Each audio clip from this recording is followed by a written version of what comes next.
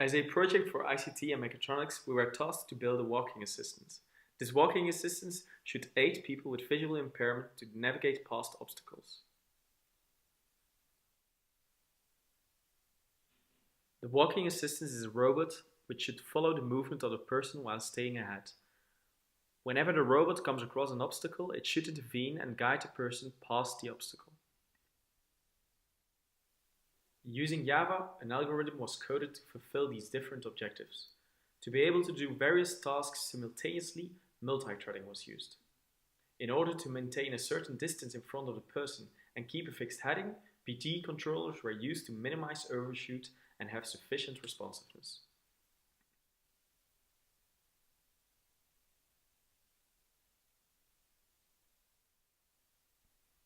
This is the robot's final design.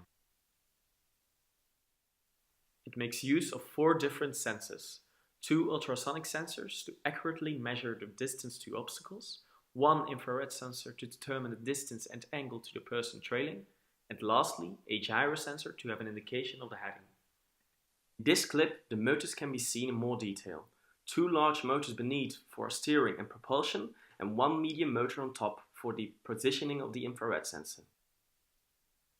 This is an example of the PD controller for keeping a fixed distance.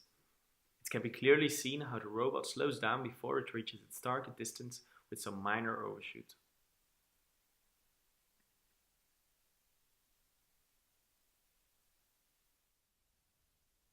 Here it is demonstrated how the robot follows the sideways movement of the person.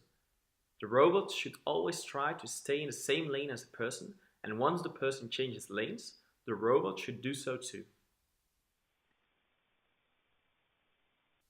When the robot changes lanes, it should do so in a 45-degree angle to its original heading. It can be seen how the robot makes minor adjustments to keep this heading. This is a consequence of the PD controller. In order to get accurate and constant readings of both the distance and the angle to the person, the camera should always be along the 0 heading. This clip clearly shows how the camera is constantly changed to have this 0 heading.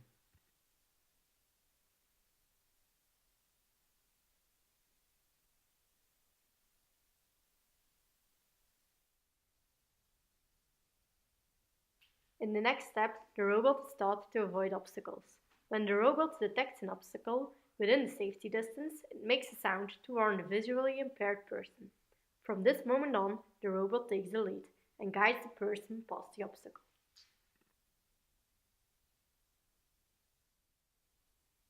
When the obstacle is detected, the robot makes a 90-degree turn and keeps on driving straight. When it detects that it has passed the obstacle, then again it makes a 90-degree turn in the opposite direction. After the second turn, the person is again in control of the direction of the robot.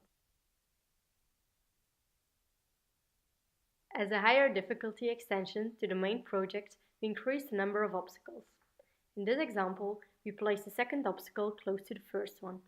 The robot can avoid multiple obstacles without any problem.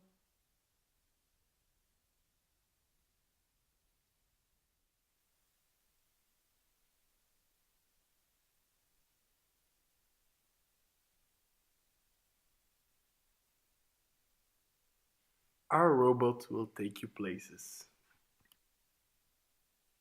but very slowly.